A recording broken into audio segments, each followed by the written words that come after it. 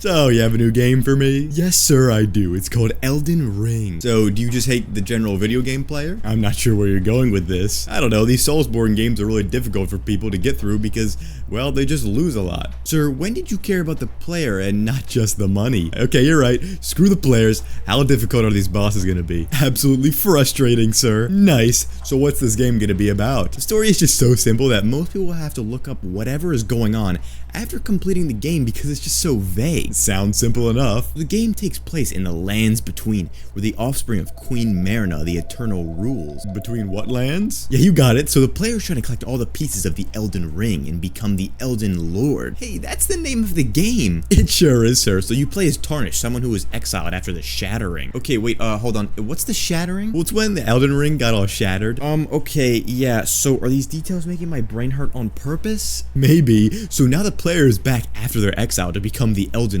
Lord. Okay, so the game is called the Elden Ring, but it's already broken after 5 seconds? That's what we're going with. Well, okay then. So once the player hopefully goes through this tutorial, they can now go into the open world. Is there any guide or like mission to do? Well, you meet this NPC named Marina who acts as your maiden. And what's her deal? Well, she gives you a horse and she reminds you that you are maidenless. So no maidens. No maidens here. So whenever you defeat enemies, you get these things called runes. Is this Zelda? Not quite. These runes act as a currency and the way you level up your character. What happens if you get game ended? Well, as long as your TV is still together and you get back to the place where you died, you can just pick up all the runes that you lost. Well, I mean, as long as we keep this game fair, I don't really think people will complain about dying. And no, actually, I wanted that to be our thing. I don't know where you're going with this. Enemies will just kill you instantly. That seems kind of overpowered. Other enemies will just sneak up behind you, not even giving you a chance. Okay, that doesn't seem fun at all, but those enemies are like good ones, right? Like key bosses. Well, no, I was thinking everything like rats, birds, bears, dragons, and why not balls? Balls? Balls. Well, okay then. There's also this fast travel point thing called graces, so you can travel fast. Doing things fast is tight. You think so? Okay, so like when you say bosses, is like every enemy a boss, or no? Only the important story bosses that progress the game will have this like cutscene and voice actor. Wow.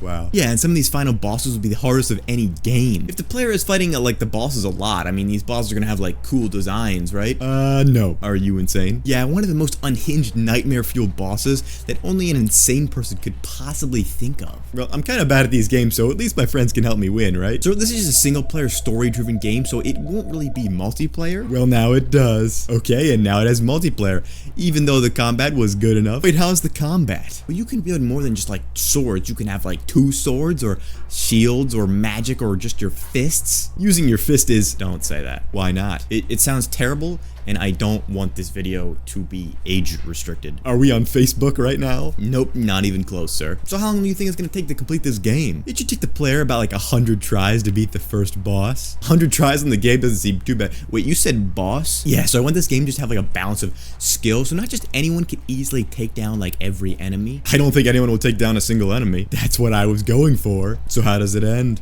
It can end, that's the thing. But the better question is, how many? What? I don't know. I always think we have like 1, 2, 5 endings. Okay, that's kind of a lot, but like let's compromise and do like 4 endings. 6 it is. Well, okay then. Also, I have this other writer who's lined up for this thing, and he's been working on this dragon TV show. Wait, he sounds interesting.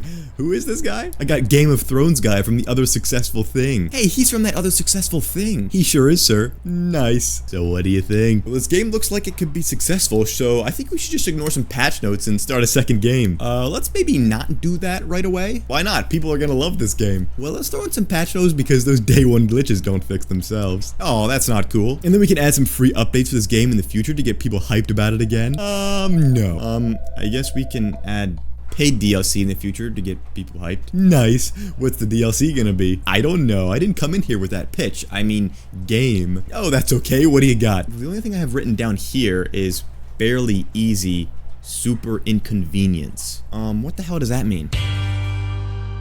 Thank you so much for checking out the new channel of Game Devs. I'm working to build a community on this new channel that's every bit as passionate and amazing over here about games and crazy episodes like this one as they do over on that other channel. The most important way you can support Game Devs today is by subscribing. Simple as that.